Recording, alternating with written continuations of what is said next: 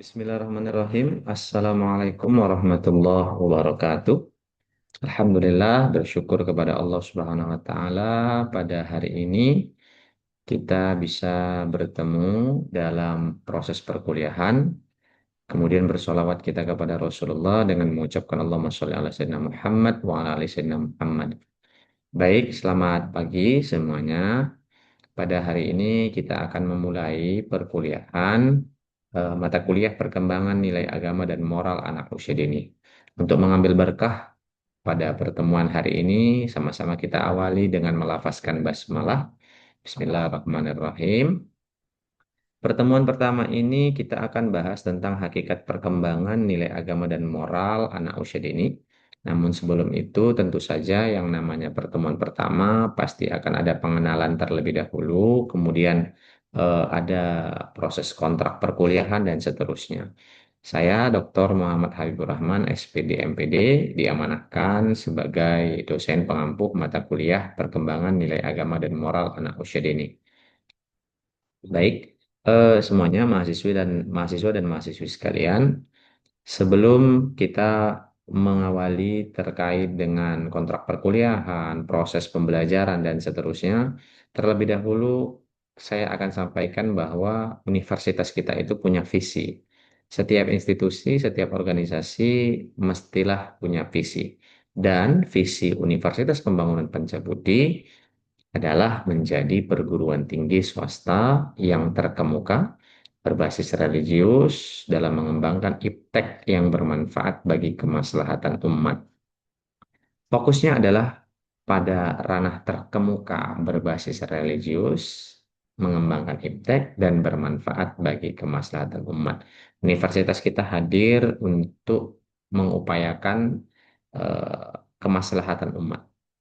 Kemudian, karena semuanya mahasiswa dan mahasiswi kuliah di prodinya adalah prodi PIAUD, Pendidikan Islam Anak Usia Dini, maka prodi kita juga punya visi. Visi ini turunan dari visi fakultas dan turunan dari visi universitas.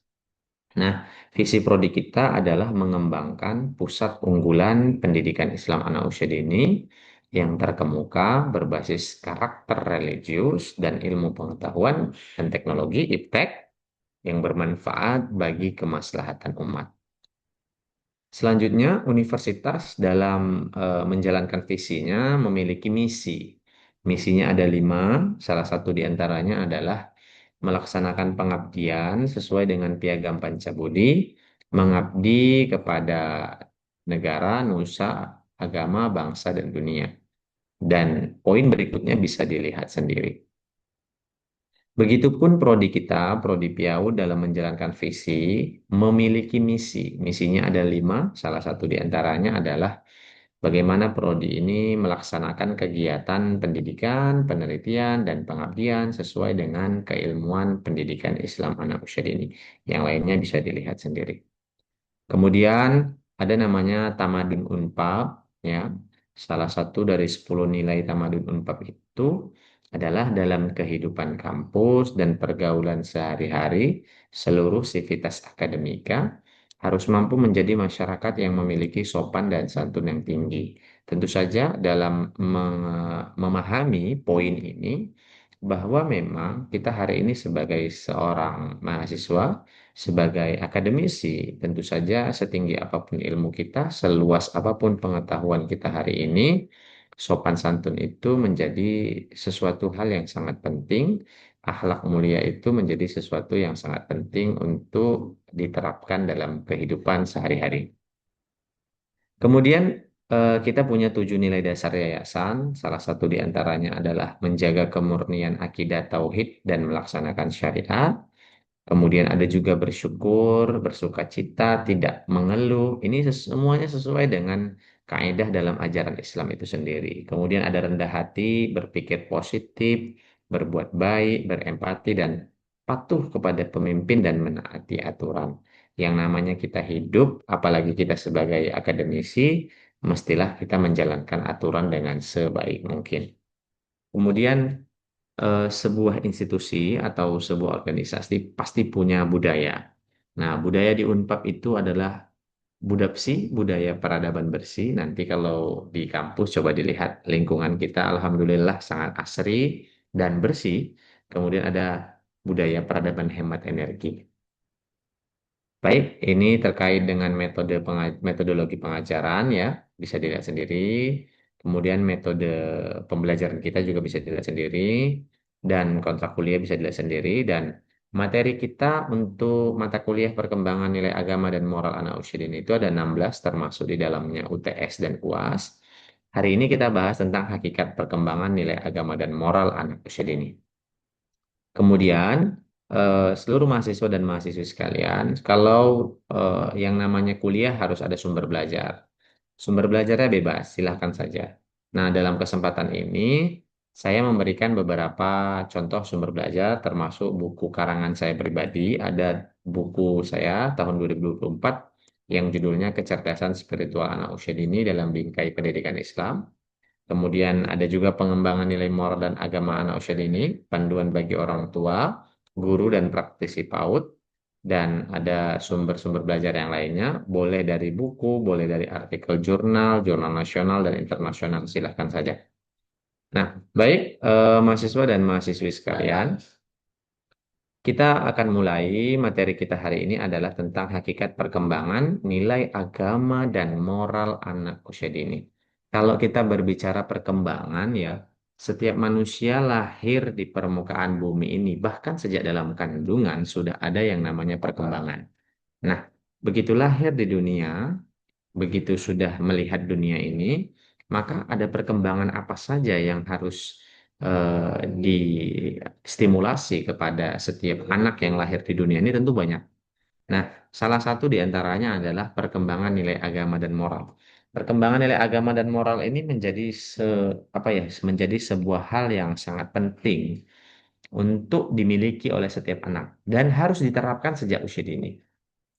Kalau berbicara definisinya, perkembangan nilai agama dan moral pada anak usia dini itu adalah proses penting dalam pembentukan karakter dan perilaku mereka yang dimulai sejak usia dini dan terus berlanjut seiring pertumbuhan mereka. Jadi memang kalau perkembangan itu ya berlanjut, tidak hanya sejak usia dini. Jadi kalau pintu beragama anak ketika usia dini itu dikenalkan dengan pintu beragama yang santun, yang ramah, maka insya Allah ke depan anak itu akan apa ya menerapkan, akan menjalankan agama ini dengan santun, dengan ramah, tidak tidak asik menyalah-nyalahkan, kira-kira seperti itu. Nah, kemudian nilai agama dan moral itu mengajarkan anak untuk membedakan baik dan buruk, benar dan salah, dan berperilaku sesuai dengan ajaran agama dan norma sosial yang berlaku. Jadi kalau kita berbicara nilai agama dan moral, kita berbicara hablum minallah dan hablum minannas. Bagaimana hubungan dengan Allah dan bagaimana hubungan dengan sesama manusia. Kadang ada orang itu dari sisi hablum minallahnya bagus, sholat, rajin puasa, rajin bolak-balik pergi ke tanah suci. Tapi dari sisi sosial kemanusiaannya kurang baik. Nah, berarti ada masalah. Sehingga memang nilai agama dan moral ini suatu hal yang sangat penting, harus dikenalkan, harus diberikan stimulasi kepada anak sejak usia dini. Nah, tujuan untuk membentuk anak menjadi individu yang berkarakter baik, bertanggung jawab, dan memiliki pemahaman yang kuat tentang prinsip-prinsip agama dan moral. Baik, eh, mahasiswa dan mahasiswi sekalian, proses perkembangan nilai agama dan moral tentu saja melibatkan beberapa tahapan. Mulai dari tahap pramoral hingga tahap moral yang lebih kompleks, tergantung pada teori perkembangan moral dan tergantung dari teori perkembangan agama yang digunakan. Contoh, contoh ini ya mahasiswa dan mahasiswa sekalian. Kalau berbicara nilai agama, nah anak belajar tentang pentingnya beribadah, berbuat baik kepada sesama, dan menghindari perbuatan yang dilarang oleh agama. Itu berbicara nilai agama, termasuk di dalamnya. Anak belajar tentang bagaimana beribadah sholat, bagaimana anak apa ya, bagaimana anak belajar tentang pentingnya sholat untuk dilakukan, pentingnya berbuat baik kepada sesama manusia, kemudian pentingnya untuk menghindari perbuatan-perbuatan yang dilarang oleh agama. Kemudian yang kedua nilai moral. Anak belajar tentang pentingnya jujur, pentingnya ikhlas, pentingnya bertanggung jawab, menghormati orang lain, dan tidak melakukan tindakan kekerasan. Sehingga ketika nilai-nilai ini sudah diterapkan kepada anak sejak usia dini, kemudian ada pengawalan yang intens seiring dengan pertumbuhan dan perkembangan anak, maka insya Allah anak nantinya ini akan menjadi anak yang tidak hanya cerdas secara intelektualnya saja, tapi juga cerdas spiritualnya, cerdas moralnya, dan cerdas sosialnya. Baik, mahasiswa dan mahasiswi sekalian, dalam Al-Quran dikatakan surah An-Nahl ayat 77 ya, nanti bisa dicek. A'udzubillahi minasyaitonirrajim. Wallahu akhrajakum min butuni ummahatikum la ta'lamuna syai'a wa ja'ala lakumus sam'a wal absara wal af'idah la'allakum tashkurun. Artinya, Allah itu mengeluarkan kamu dari perut ibumu dalam keadaan kita tidak mengetahui sesuatu pun. Dan Allah itu menjadikan bagi kita itu ada pendengaran, penglihatan, dan hati nurani agar bersyukur. Kuncinya bersyukur. Nah, dalam Al-Quran surah Luqman juga bisa dilihat ya. Dalam surah Luqman ayat 14, yang artinya itu kira-kira kami mewasiatkan kepada manusia agar berbuat baik kepada orang tua. Ibunya telah mengandungnya dalam keadaan lemah yang bertambah-tambah dan menyapihnya dalam 2 tahun. Itu wasiat dari Allah. Bersyukurlah kepadaku, kata Allah, kepada kedua orang tuamu, dan hanya kepadaku, kata Allah, kita kembali. Jadi, Allah itu sudah memberikan sebuah perintah, Allah memberikan nasihat kepada kita, dan mewasiatkan kepada kita agar kita tetap berbuat baik kepada orang tua kita setelah kita sudah beriman kepada Allah, bersyukur kepada Allah, kita harus berbuat baik kepada kedua orang tua kita.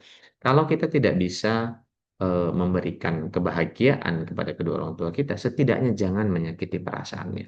Nah, itu perlu distimulasi kepada anak sejak usia dini. Bagaimana caranya? Tentu saja dengan teladan yang baik. Hari ini kita lihat banyak sekali orang yang hanya sekedar bisa apa ya, memberikan contoh tapi tidak bisa menjadi contoh. Memberikan teladan tapi tidak bisa jadi teladan. Artinya apa? Kalau sekedar apa, mengarahkan anak, mengajak anak untuk sholat, itu mudah. Tapi bagaimana kita memberikan teladan yang baik, kita sholat, kita baca Al-Quran, itu yang sulit. Makanya hari ini kita lihat mahasiswa dan mahasiswi sekalian, bahwa memang memberikan contoh itu mudah, tapi menjadi contoh itu sulit. Bagaimana mungkin kita itu punya generasi, punya anak keturunan yang rajin sholat, rajin mengaji, kalau kita sendiri sebagai orang tuanya, ataupun kita sebagai gurunya, orang terdekatnya, kita tidak pernah mencontohkan hal yang baik seperti sholat, mengaji, dan seterusnya.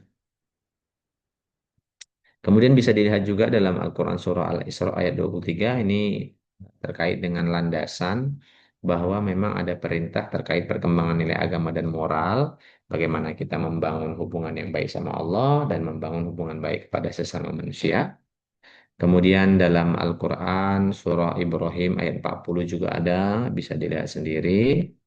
Dan dalam Al-Quran Surah As-Saffat ayat 100 juga ada. Ini doa yang dimunajatkan oleh Nabiullah Ibrahim. Rabbi habli minas salihin.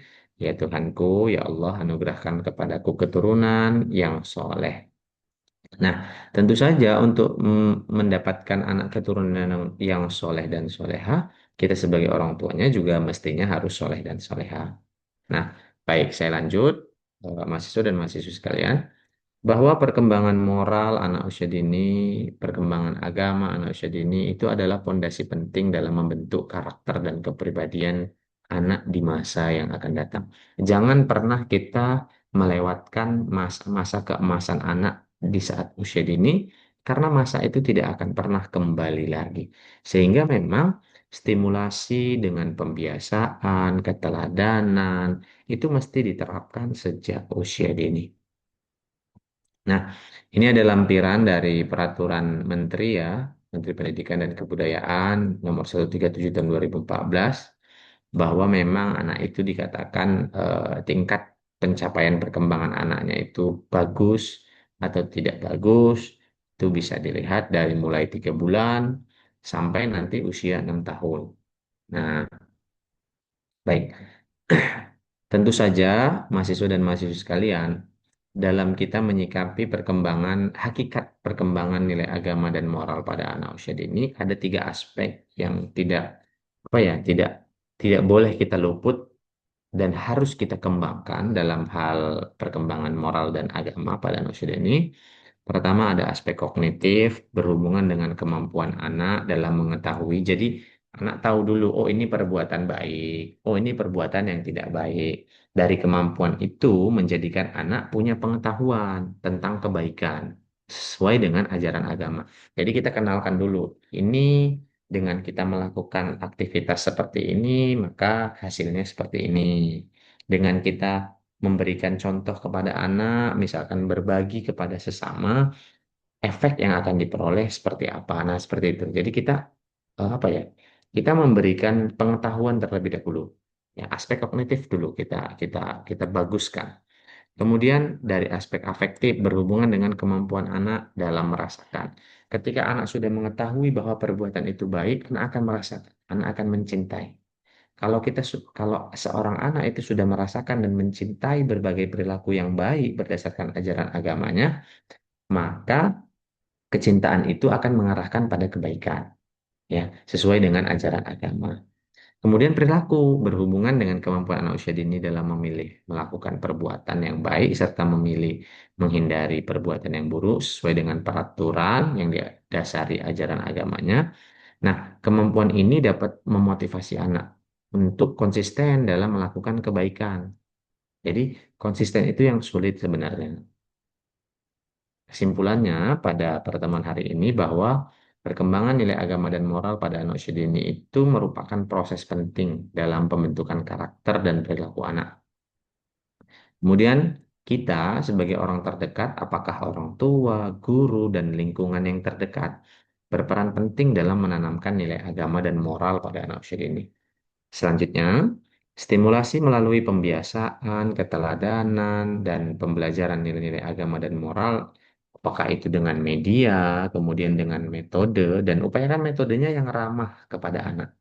Karena kalau metodenya itu ramah, anak akan lebih mudah dalam memahami dan terbukti efektif dalam membentuk karakter anak. Kemudian kesimpulan berikutnya yang keempat, 3 aspek yang perlu dikembangkan adalah kognitifnya, pengetahuannya. Harus kita berikan dulu pemahaman, kita berikan dulu pengetahuan kepada anak mana yang baik, mana yang buruk, mana yang benar, mana yang salah. Kemudian afektif, sikapnya. Kalau anak sudah tahu mana baik, mana buruk, mana benar, mana salah, anak akan muncul perasaan, rasa akan mencintai perbuatan yang baik tersebut. Kemudian yang ketiga perilaku. Perilaku yang diterapkan juga adalah perilaku yang baik. Kemudian Bapak Ibu sekalian, nah ini evaluasi. Coba kira-kira dari apa yang tadi saya sampaikan, saya mau tanya nih, apa 3 aspek yang harus dikembangkan dalam perkembangan nilai agama dan moral anak usia dini? Nah, silahkan di apa di dibaca kembali. Tadi sudah saya jelaskan panjang lebar. Kemudian mengapa penanaman nilai agama dan moral anak usia dini itu merupakan fondasi penting dalam membentuk karakter dan kepribadian mereka di masa depan? Kenapa? Nah, silahkan direnungkan, dijawab. Kemudian apa sih sebenarnya tujuan penanaman nilai moral dan agama sejak usia dini itu? Nah, baik. Ini saja pertemuan kita pada hari ini. Mudah-mudahan bermanfaat. Kita akan bertemu di pertemuan-pertemuan berikutnya. Mudah-mudahan senantiasa diberikan kesehatan, senantiasa diberikan semangat untuk terus berbenah, untuk terus berbuat baik, untuk terus mengikuti hal-hal yang baik. Dan mudah-mudahan Allah berkahi, Allah lindungi setiap aktivitas kita. Terima kasih. Kita tutup perkuliahan ini dengan lafaz hamdalah. Alhamdulillahirrahmanirrahim. Assalamualaikum warahmatullahi wabarakatuh.